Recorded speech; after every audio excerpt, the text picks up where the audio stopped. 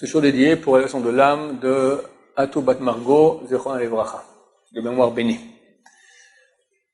On peut dire que le Rav, qui a complètement fait remonter le niveau spirituel du monde Sfarad des Yeshivot en Israël, c'était ni le Rav Ovadia Yosef, ni le Rav Ben Son Abba Shaul, ni le Rav Yudat Tzadka, qui étaient les grands dirigeants du monde Sfarad, mais le maître à eux.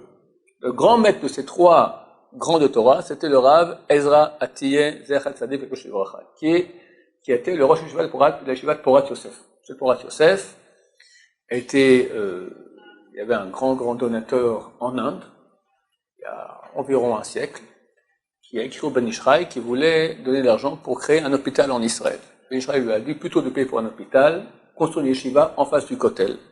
On étudiera moitié Kabbalah, moitié Niglé, moitié la Gemara. Et ils ont réussi à acheter un terrain en face du Kotel et ils ont fait cette yeshiva. Et le Rosh Yeshiva est devenu le Rav Ezra Atiyeh, qui était comme le Rav Benson parlait de son Rav, avec quelle différence, avec un homme kadosh, un homme saint, un homme d'une profondeur en Torah extraordinaire. Une fois, il marchait comme ça, et tout, comme le Rav Benson aussi, le Rav Benson, on dit qu'il a plus lu la Torah hors de la yeshiva que dans la yeshiva. Et dans la rue comme ça, sans cesse, on entend tac, tac, tac, tac. On doit faire tout le... Une fois, le Rav Ezra Atiyeh, il quitte la yeshiva, et il fait comme ça, tac, tac, il se rend pas compte, il avance, il prend une route, c'est pas où il est, et il arrive dans un village arabe. Il a failli se faire zigouiller là-bas. D'accord? En dernière seconde, on a réussi à le reprendre. Il ne fait pas attention où il marchait, il est dans la Gemara, pour dire quel niveau il avait. Un jour, quelqu'un vient lui demander une amlatsa. Une amlatsa, c'est une approbation, une lettre d'approbation. On doit me marier, pour me faire une lettre, comme quoi j'ai besoin d'argent, et il vérifie effectivement il a besoin d'argent, etc. Il est venu le voir chez lui à la maison. Lui, il habitait dans la ville nouvelle, c'est-à-dire Rehov Strauss, là-bas, Géoula, aujourd'hui. Alors il lui dit, bon, viens, suis-moi. Et ils partent à pied. Et ils marchent pendant une demi-heure, et ils arrivent à la vieille ville, là-bas, à la yeshiva. Et là-bas, le Rav lui écrit le papier. Tiens, voilà. Il dit, mais pourquoi il aurait pu faire le même papier chez vous aussi?